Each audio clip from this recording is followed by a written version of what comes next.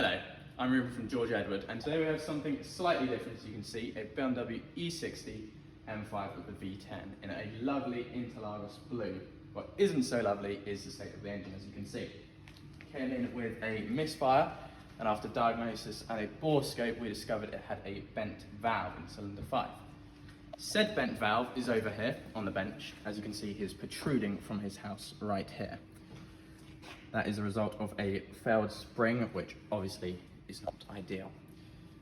So what we're going to do, replace the valve, replace the spring, give this a clean up. As you can see, it's covered in dirt and muck, which is what we don't need.